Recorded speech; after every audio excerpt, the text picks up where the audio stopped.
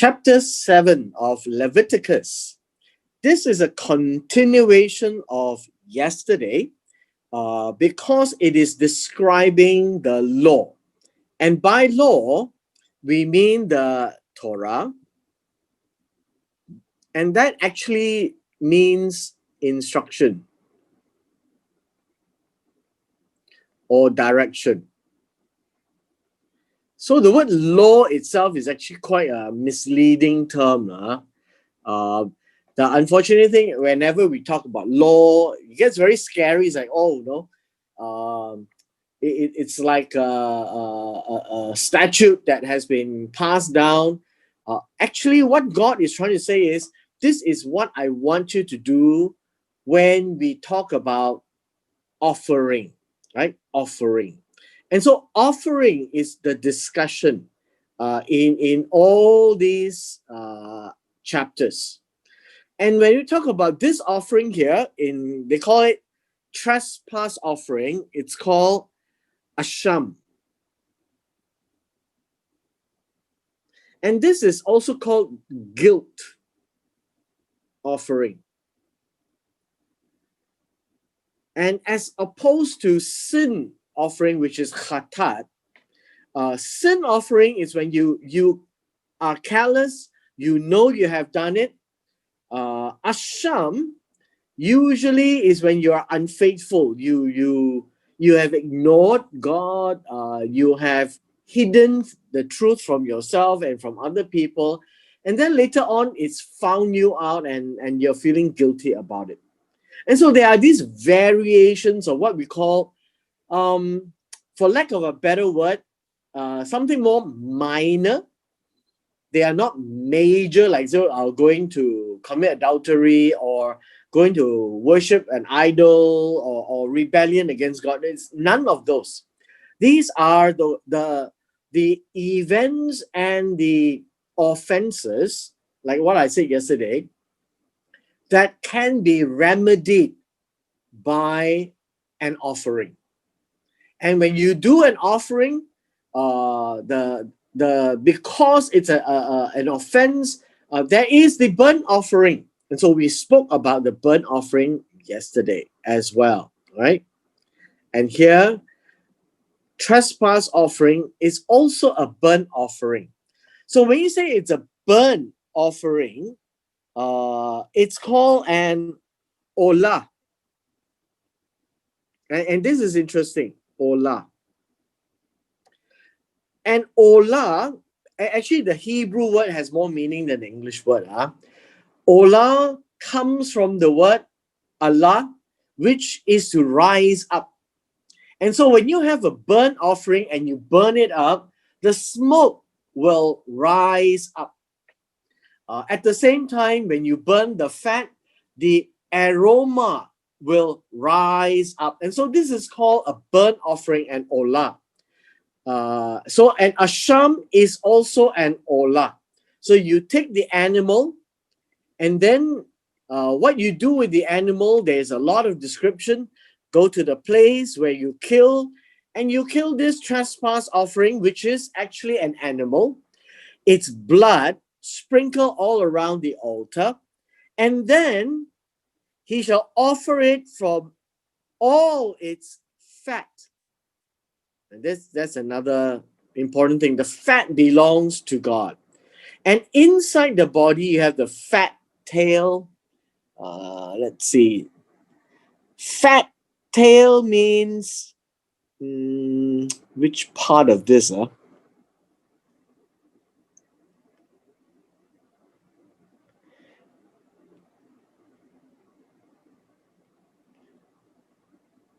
This is called, this part of the sheep rump. The sheep rump, let's see, where is the sheep rump? The sheep rump should be the fat part, right? The fat part of the sheep. And the fat that covers the innards. So the sheep has a layer of fat. I think it would be around the stomach area, I'm not sure. And then the two kidneys and the fat that is on them by the flanks, the fatty lobe attached to the liver above the kidneys. You see all these description again of the fat, okay, the fatty lobe. He shall first remove it.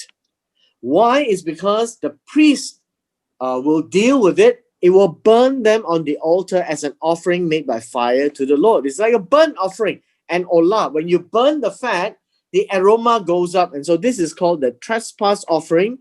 Reason it's called a trespass offering is because you are doing it because of an offense and a guilt. And you want to resolve that with God. Every male priest among the priests may eat it. Right? It shall be eaten in a holy place. Why? Because it is most holy. The word most holy here is actually holy of holies. And so the trespass offering is the most special of the offering. And it can be eaten. And when you eat the most special offering, you should eat it in a special place, in a clean place, because it is most holy. The trespass offering is like the sin offering. When he says it's like the sin offering, it means that it has the same Torah. It has the same Torah, same instructions for them both. The priest who makes the atonement, which is the kafar, shall have it. So that priest will have the rest of this offering. And the priest who offers anyone's burnt offering, which is called the olah,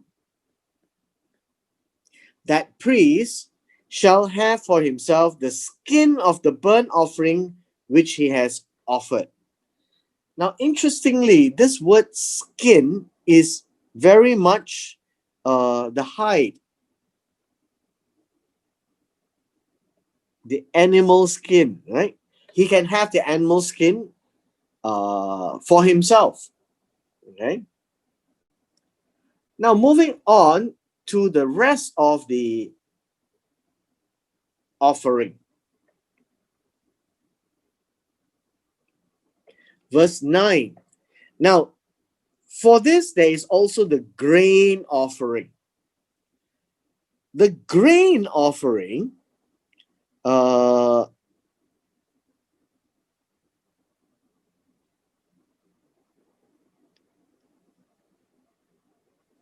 grain offering is what we call the mincha. And this is actually a present for God. Okay? We commonly call it an oblation or a tribute. This is actually in a cake form, baked in the oven, and all that is prepared in a covered pan. And this other pan, which is in verse 9, is a griddle. Griddle would be a flat plate pan, right? This would be an open pan, and this would be a covered pan. And in this case, it will be for the priest who offers it. Okay. Now in verse 10, all of these tribute or present to God, whether mixed with oil or dry, shall belong to the sons of Aaron, to each of them. Okay. So this is done for the what we call the grain offering, or a present to God. So when you just bring a present, nothing to do with being unfaithful, nothing to do with sin, nothing to do with guilt. You also bring offerings to God. And this is like, you just like to give something to God. And maybe it's from the first fruit, from your harvest or whatever. You just feel like giving. And this is in a case of a grain offering, which is baked. Now let us examine the peace offering. Verse 11.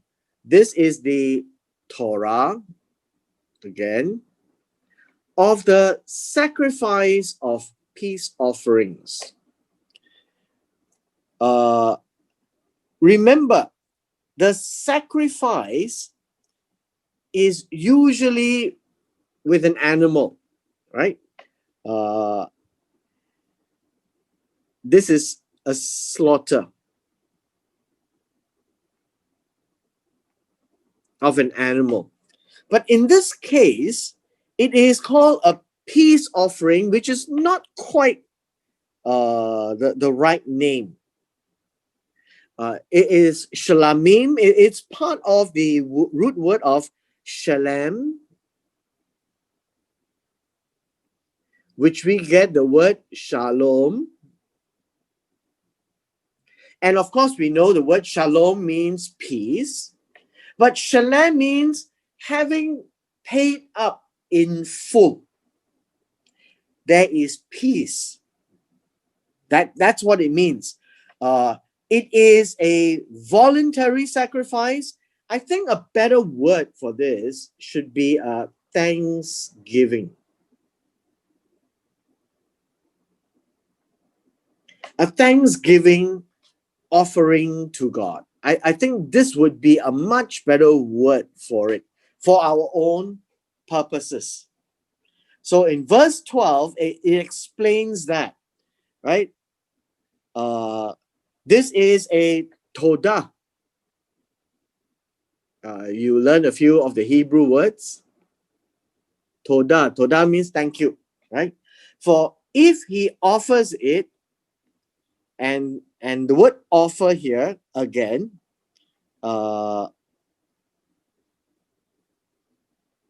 is a sacrifice, right? If he offers it and gives it to God, then he shall offer with the sacrifice of thanksgiving, besides the animal, there must be unleavened cakes mixed with oil, unleavened wafers smeared with oil, cakes made of blended flour with oil, and besides the cakes, his offering in verse 13, this would be the present to God, right? The present. He shall offer with unleavened bread. You see? Wait. And his offering shall offer leavened bread, sorry. In this case, there will also be leavened bread. Now, leavened bread and unleavened bread is the way you made it with or without leaven, which is yeast. And so this would be with chametz. Chametz would be leaven, okay? With the sacrifice of thanksgiving of his peace offering, shalem and todah. Right? And from it he shall offer one cake from each offering as a heave offering. Now, what is a heave offering? Verse 14, a heave offering is something that you sprinkle.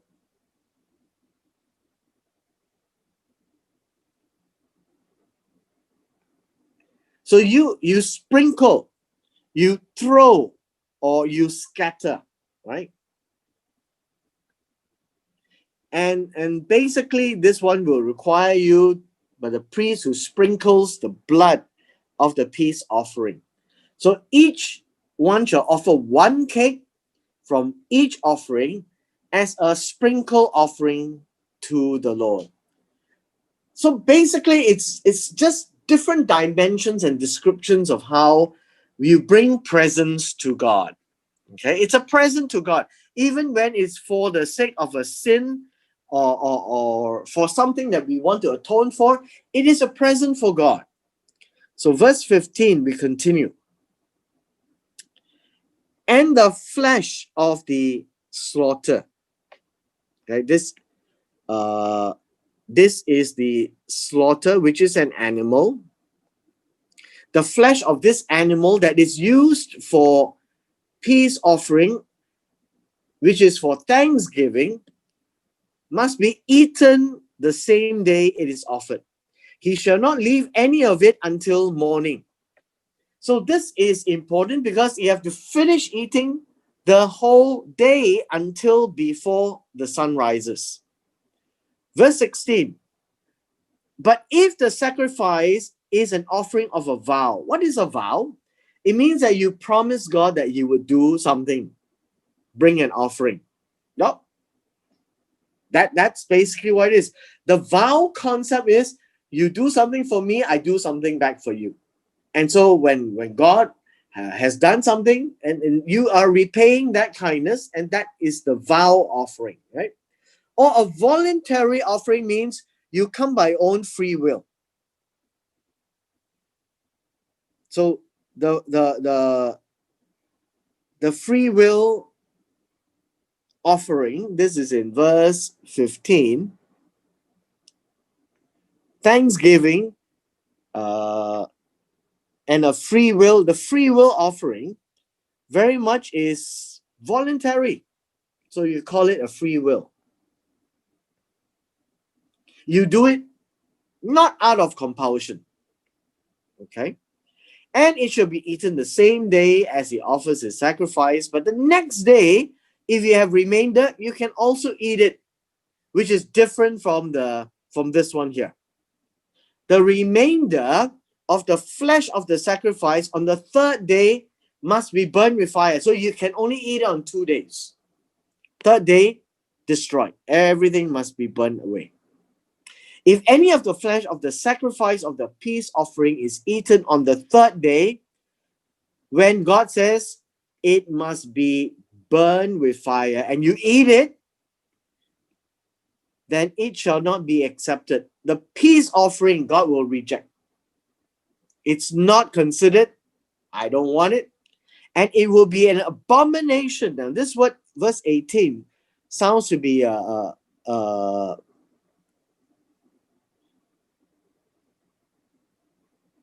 big word. And so God says this one, it's an abomination. It stings. It is like, unclean.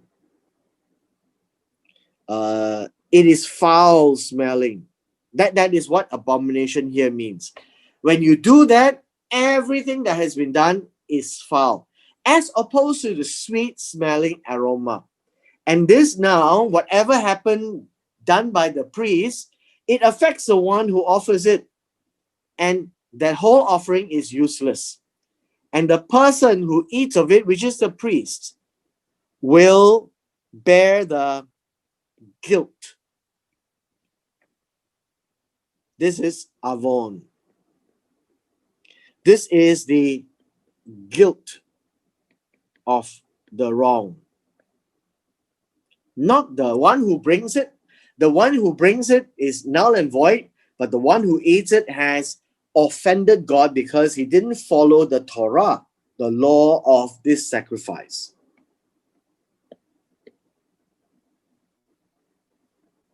Verse 19.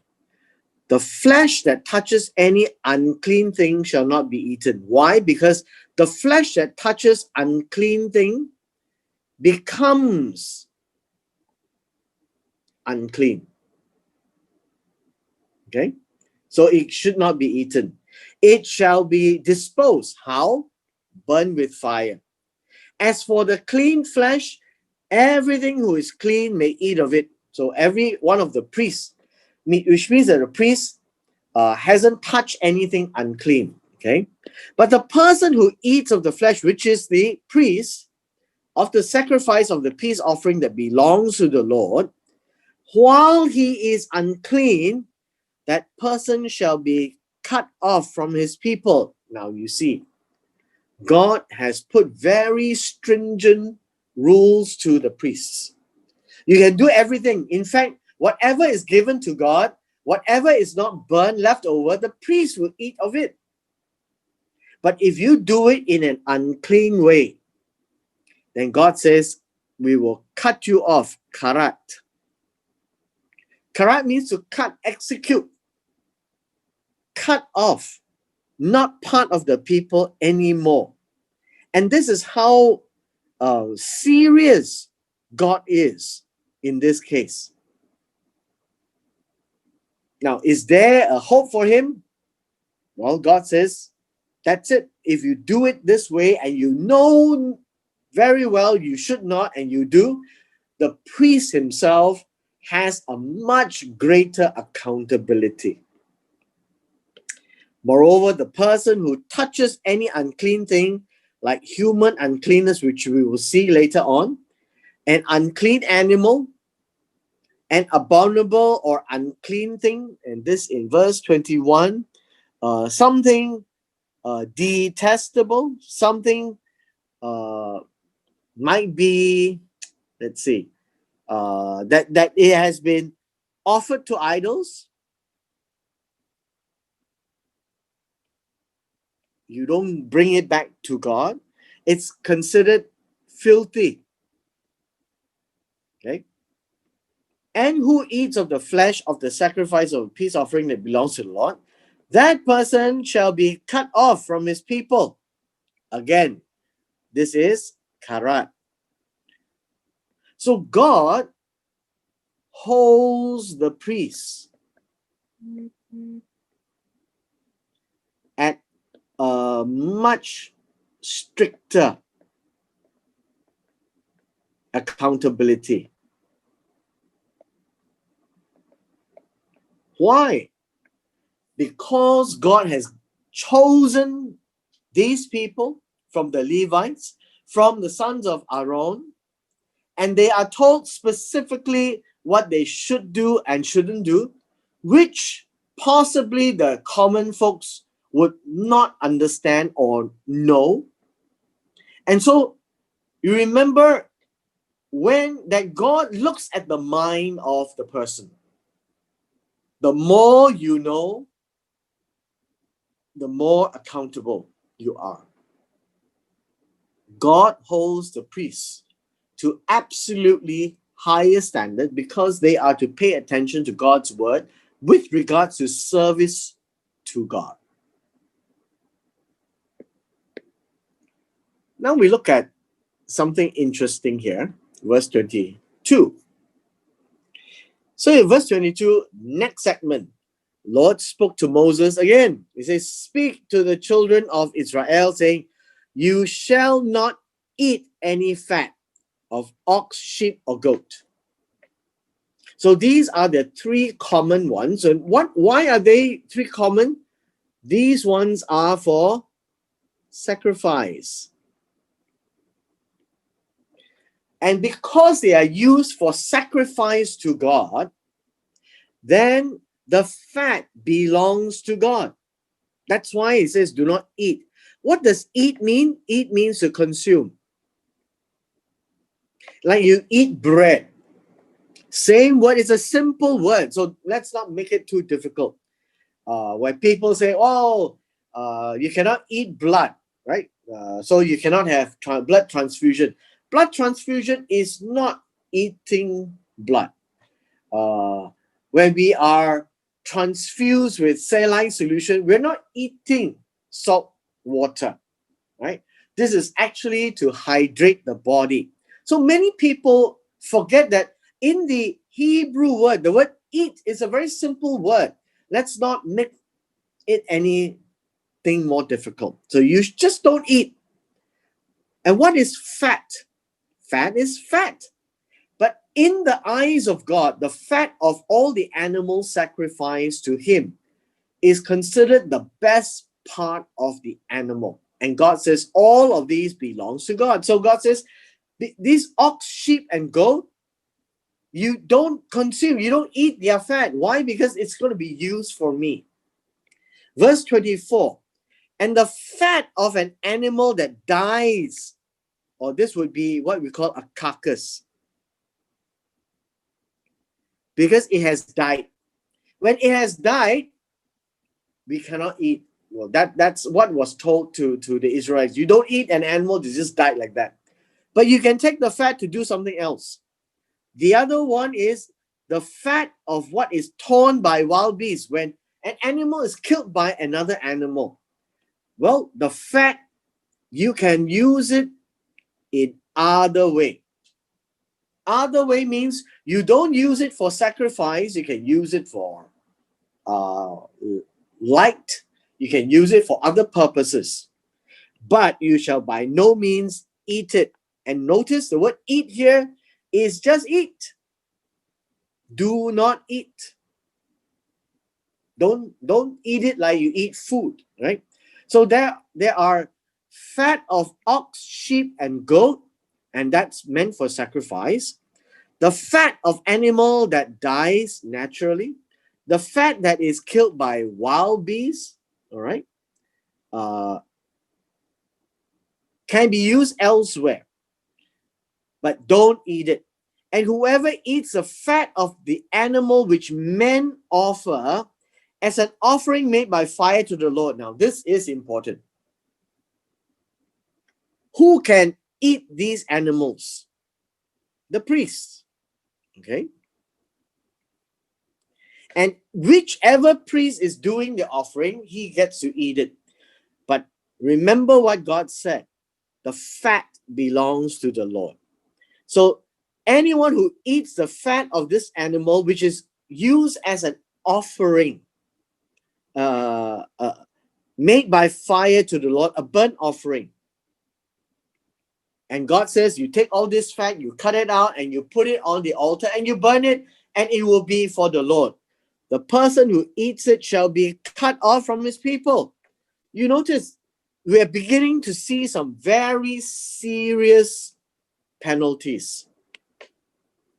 God doesn't say, well, this person can then offer me a sacrifice. God says, no, I don't want a sacrifice.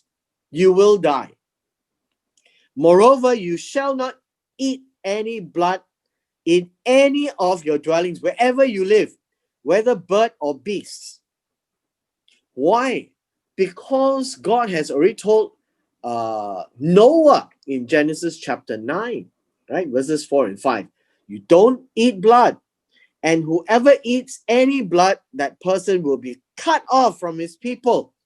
So you notice, this noun is blood, and eat is exactly the same. You take it into your mouth, you eat it like you eat food.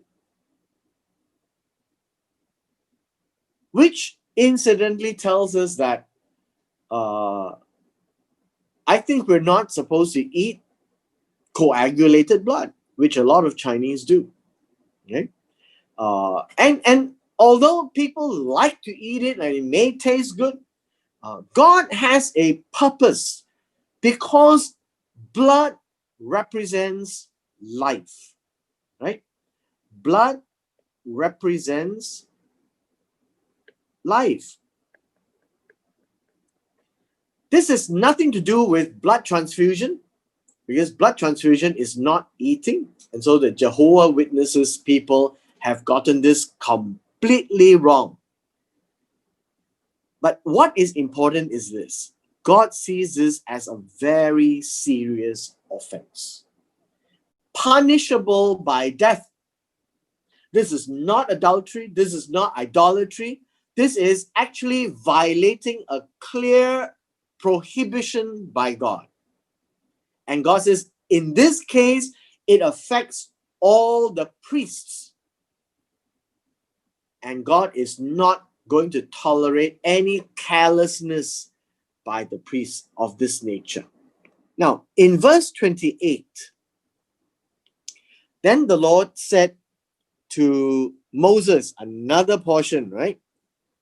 Speak to the children of Israel, saying, He who comes to God and makes a sacrifice. Remember, always sacrifice, it's a slaughter. If it's a slaughter, it means that there is an animal as a peace offering, shalom. It is to complete the transaction, to thank God at the end of the day. He shall bring his offering to the Lord from the sacrifice of his peace offering. His own hands he shall bring the offerings made by fire to the Lord. The fat with the breast he shall bring, which means that the animals is actually cut out. Okay. that the breast may be waved. Now, what is this waving thing? In actual fact, it looks like this picture in the mind. When you take out a sword and you wave it in the air. Okay? That is what it means. To wave it, to wield it, to shake it in the air.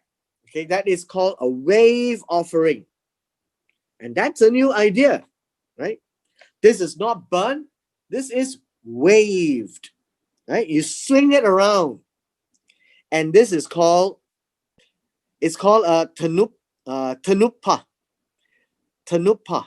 Tanupa is a wave offering. You swing this animal all over the place, like you swing a sword, okay, before the Lord. Verse 31.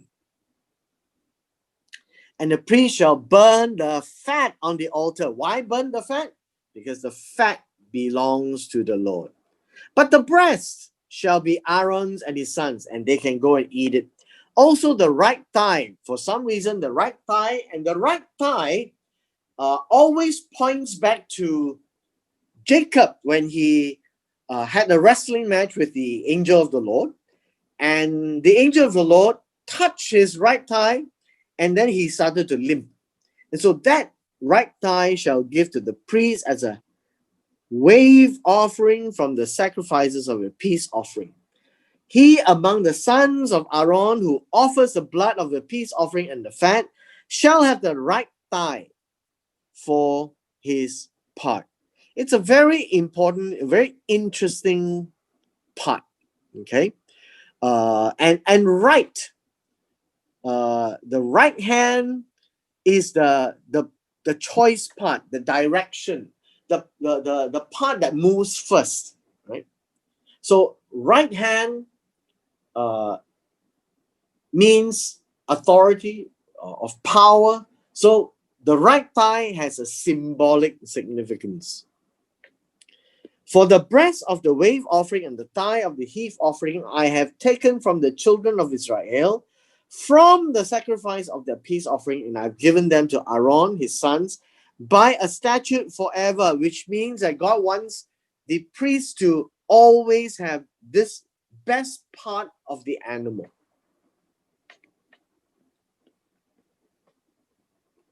Our last two portions today. This is verse 35.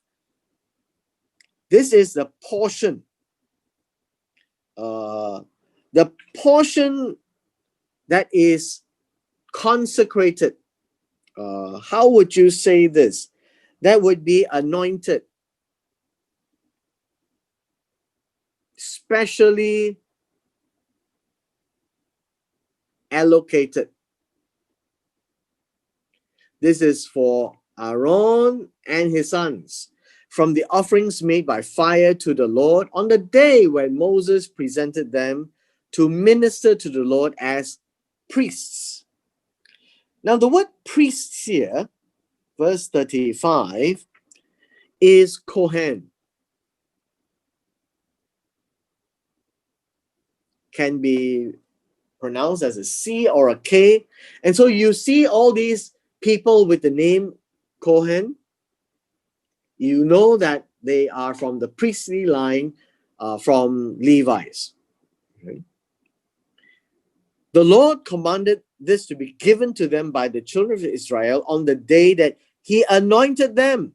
And this was done in the book of Exodus, Numbers, sorry. When God did that, you see the sons of Korah said, I also want to be the priest. And God says, let's try. Because God's worship, God's service, God's rules, God's choice. Nobody can say, I want to do it. Only God can say who can do it. And so in this case, it would be the sons of Aaron. And this will be a statute forever for their generations. Verse 37, the Torah, remember the Torah? This is the instructions.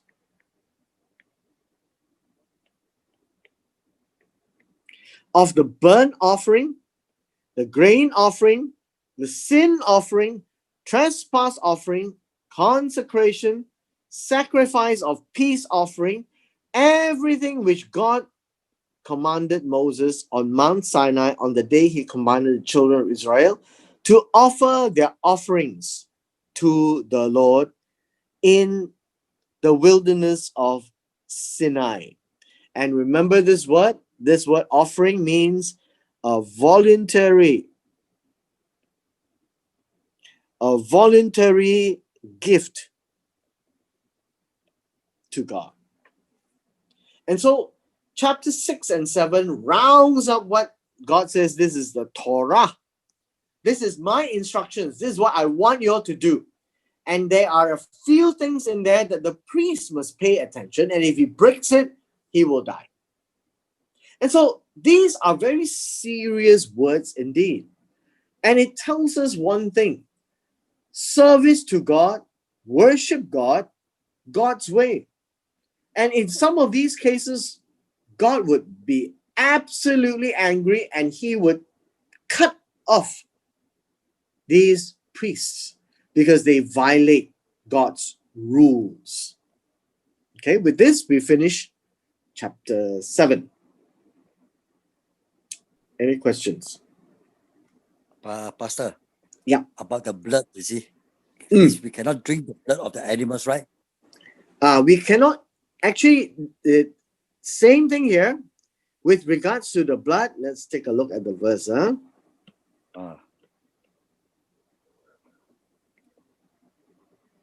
Okay, right here. 26. You shall not eat any blood. And if you do that, he will be cut off from his people. So God sees this as an important thing, yes. That means because you see, Chinese are like 豬紅啊、雞紅嗰啲啊, I mean, it's very normal. Correct. Isn't it? So the Chinese people has what they call coagulated blood. That the blood, they put something into it and make it harden like agar-agar. And then they cut it. So this is the Chinese way of doing things, is that they would kill the chicken, drain the blood. They will put something into the blood to thicken it and harden it, like jelly, right? Like agar-agar. And then they will cut it into cubes, and then they will put it as condiments for certain food, right? Like in Penang, they love to do it with the kway chap, as well as the curry laksa, all these. And the Chinese, like you said, the Chinese do eat it. So I'm of the opinion that is wrong. Oh, okay.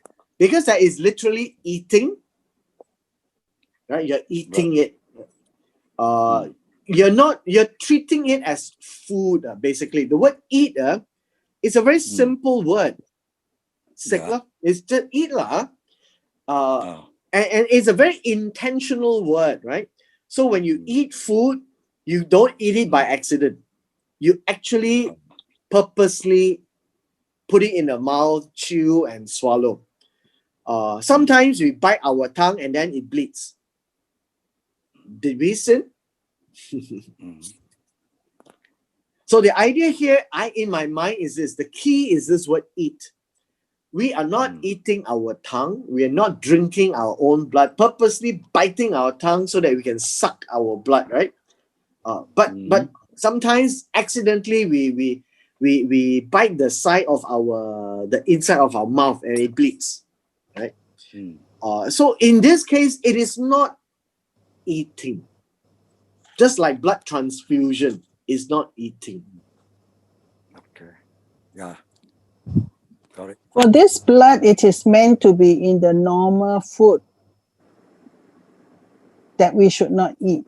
Yes, do not take blood as you eat food. Basically, that's what eat means. Okay, then the fat on the verse 25, the fat is only meant for the animal fat that is offered to God, and not the no. cooking. Okay, let me just move this fat. up. No. So now you can see, 我哋食豬 you 油 shall 渣， not eat any fat. 豬油渣 Okay, you shall not eat any fat. And in this case, same word, eat. Okay, fat is fat. Let's not argue over fat of the upper liver or the lower bowel, right? It's fat. Okay, but it's of three particular instances: the ox, the sheep, or the goat. And I'm suggesting that these are animals that is actually offered to God as a sacrifice. And these animals that is offered to God as a sacrifice, these type of animals, you should not eat the fat. But there are other animals that you can eat the fat. Because there are other animals that is edible, right? Yeah. Now in verse 24, it talks about animals that they did not slaughter. That one that died naturally. The fat of this animal, you can use it for other things. The other one is torn by wild beasts. When we come to the later part of Leviticus talking about the dietary law, God also say, when it's torn by animals, you cannot eat the meat. But the fat here, you can use it for purposes like lighting, right? Use it any other way except eat. So there it says, you shall by no means eat it. So it's do not eat this type of. First of all, you don't eat this kind of animals anyways. Any animal that die naturally, you're not supposed to eat. You will find a dead animal on the road, you also cannot eat. A roadkill, because you don't know what happened to it. Did it die of a disease? You don't know. But if you take the fat, it won't affect you. But if you take the meat, then there could be bacteria. So in this case, I'm of the opinion, it is not about fat of all animals. It is about the fat that is of animals as used for sacrifice. and also animal that are offered to God. The fat Of we course, cannot yes. eat. Animal offered to God, the fat, Definitely cannot eat. But here it says the ox, the sheep, or the goat. It doesn't say the bird.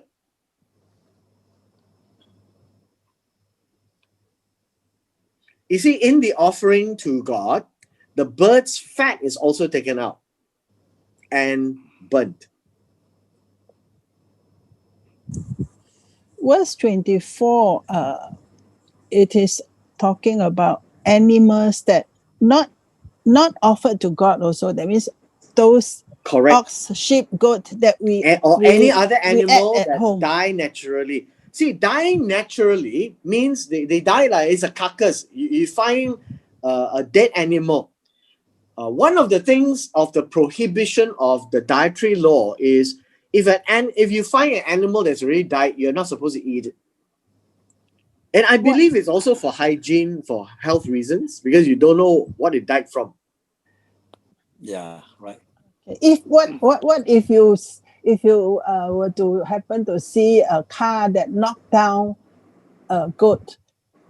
Doesn't matter because he didn't slaughter. You remember, all must be slaughtered. The blood must be shed. That means that one you cannot eat also. Yes. Because you knock it down. Yeah. When we come to that chapter in Leviticus, you will see a lot more of the framework. Right here, I'm saying that these few animals, the ox, the sheep, or the goat, are actually animals offered to God, and God says, that's mine. It's like God is saying, Chup, that's mine, don't touch. Yeah.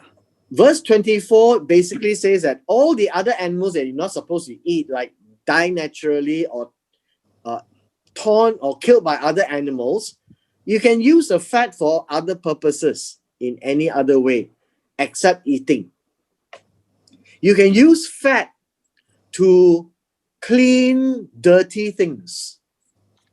That's why fat is used in soap as a cleaner. And you can use fat in other ways to blot out, to clean, to put lamps. Many uses of fat. but don't put it in the mouth. Even if they are not offered to God. Even if they are not offered to God, if they die naturally and killed by animals. Yeah.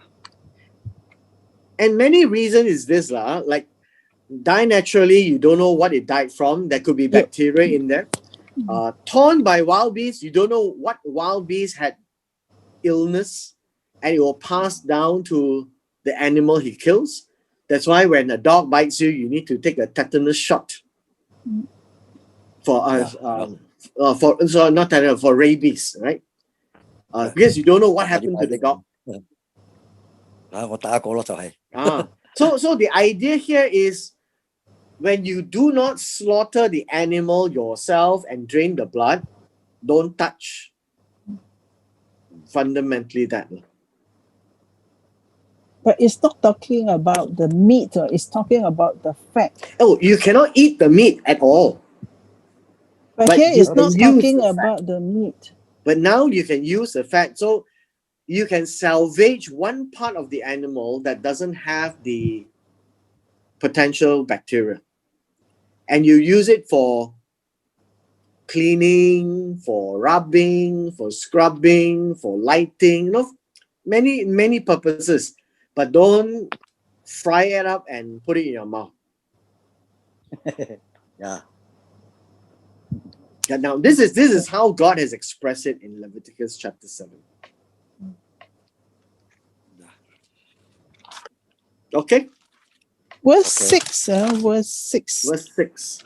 Can you go back to verse 6? So Yep. the priest is supposed to eat the burnt meat in the holy place. In a holy place. Not the holy place. In a holy place. A That clean place Okay. in the courtyard of the tabernacle. Not inside the sanctuary. Oh. The place where it is clean, it is consecrated, right, to God. So you don't go out of the camp to eat. You must eat it inside the vicinity of the tabernacle. But not at the sanctuary. You cannot go into the sanctuary to eat. So and they you don't go out of consider the tabernacle to eat.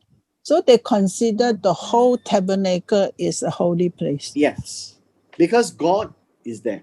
So from the outside, the courtyard where the altar, the basin, and then the whole area there is a fairly big place as well.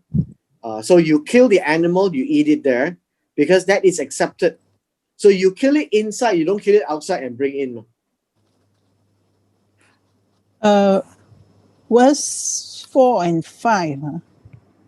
So Right. the fat that is attached to the organs, they are supposed to remove and burn it for God. Correct. Then the reason why rest- they remove, notice, you must remove it, Mm. You see that? All of these has to be removed. And this word remove is important. Is to take it out and then burn on the altar as an offering made by fire. Why? Because if the fat is inside the animal, it doesn't get burned. It just gets melted down. And following that, verse 6, every male among the priests may eat it. Yes. May eat the kidneys, or the liver or the meat. It's not stated here. No, may eat the offering.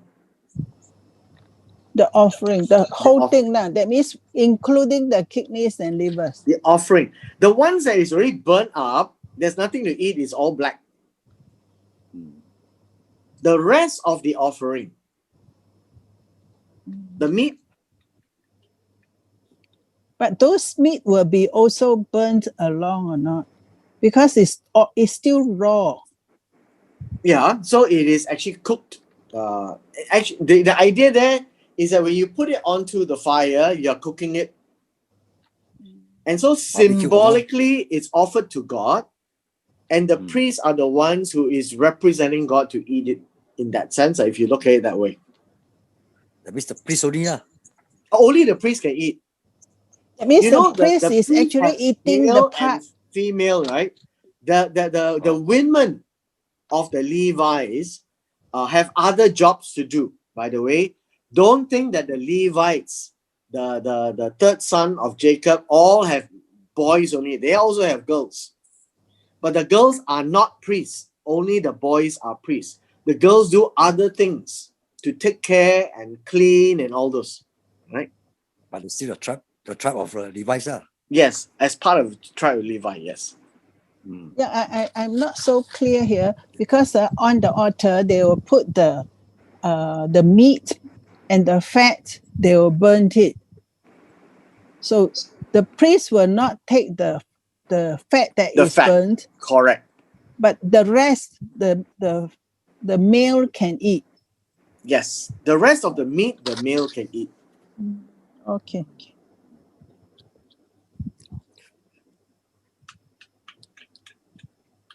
And that means they will be removed from the altar and go elsewhere to eat lah. Because then at the courtyard, then where the altar is around the area, that's a holy place. Okay. So they are not supposed to go and eat in a graveyard, for example. You're not supposed to go out of the camp. Don't know what has happened there.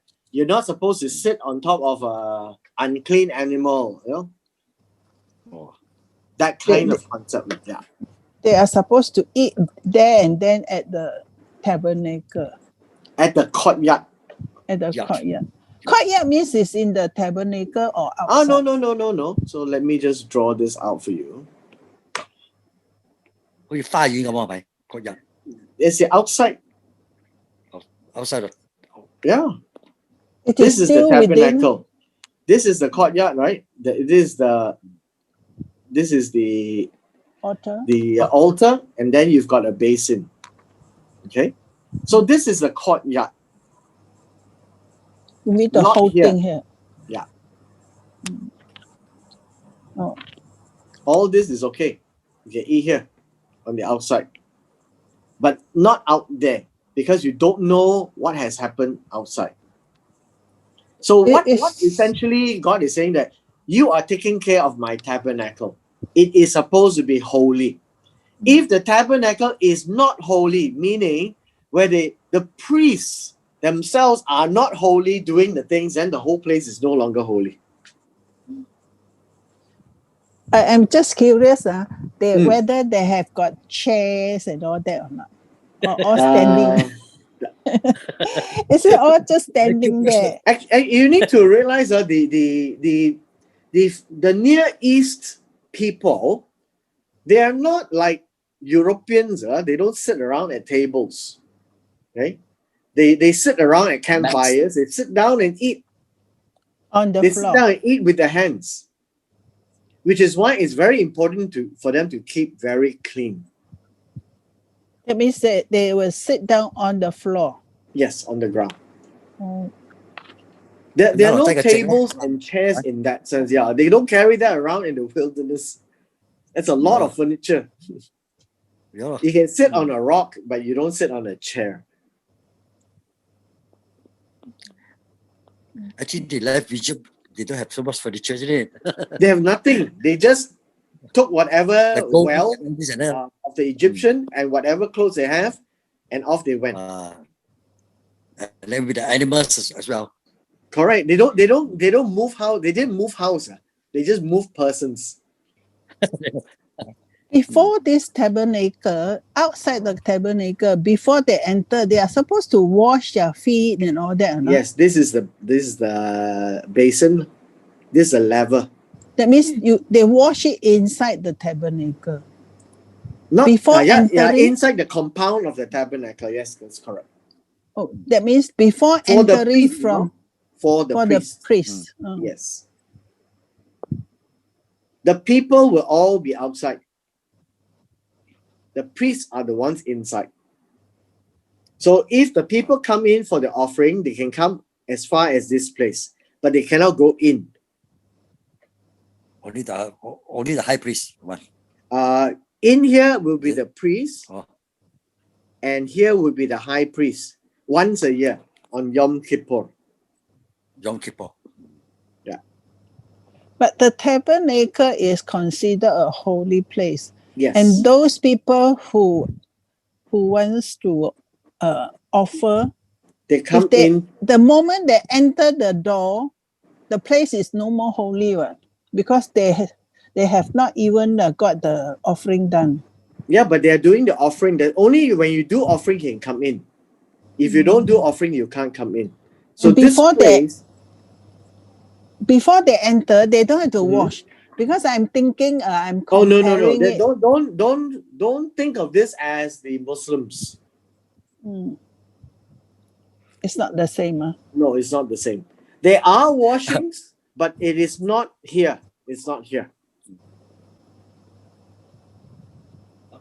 Yesterday we read when the blood is spilled, right, on somebody's clothes, then you got to boil it and clean it. And if it's on an earthenware, you must break the pot. Yeah. If yeah. it's on a bronze, then you've got to scrub it. You know, that they are, these rules is to show the people that God is serious on certain things, and they can see how serious things are. So much of everything we see in these 7 chapters of Leviticus is actually very visual. So they will do all the cleaning at the basin there. Mm-hmm.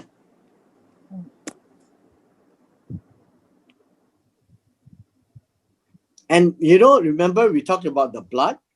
You slaughter the animal, you collect it in a bowl, and then you may go inside.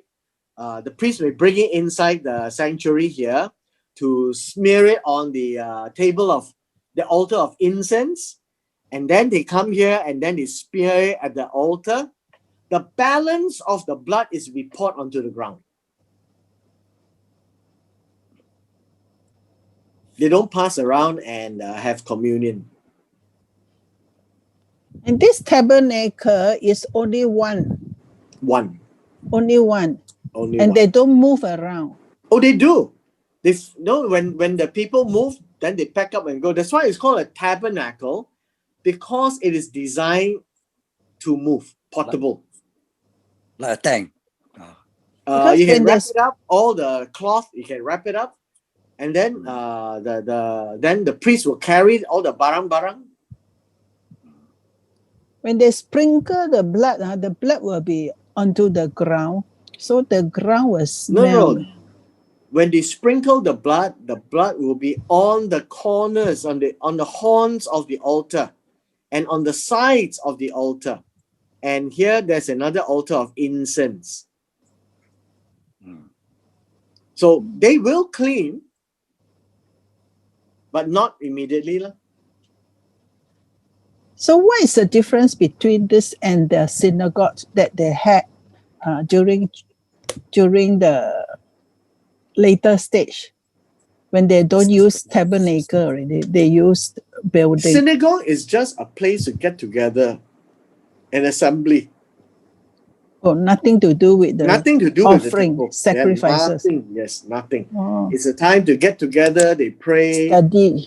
They study. Yeah, that's all they do. They do not do any sacrifice. Sacrifice must be either at the tabernacle, then eventually at the temple. And now without temple, no sacrifice. And they don't build tabernacle now. They don't have temple. No, the tabernacle was until the time of David. And then when Solomon came onto the scene, he built the temple. So there's no more tabernacle from there on. And now they also never thought of building tabernacle, since there's no more You temple. can't. Yes, as it moves on to the temple, there's no more instruction to build a tabernacle, because tabernacle is supposed to be a temple. But because they were wandering in the wilderness, they didn't have a place. God hasn't pointed a place. So the tabernacle actually sat in Shiloh for 369 years. And then it was lost. The ark was lost. The tabernacle was moved to Jerusalem after David picked it up, and then it moved on to become a temple, a structure. Yeah. And so after Babylonian exile, they came back. They rebuilt the temple. That's called the Second Temple. So the ark is it in the room for the high priest to enter Yes. yearly one? It is lost now. The ark is here. Yeah. So when the last tabernacle was no more there, when Solomon built the temple, so is this ark also sent to the temple? Yes. Yes. So they now, discontinued the tabernacle and made a permanent house for God. So when the temple is lost, is destroyed, where has the ark gone to? Oh, they lost the ark first. So they can't find it now. They can't find it now. They lost the ark, and then the second temple does not have an ark. Oh, second temple, no ark really.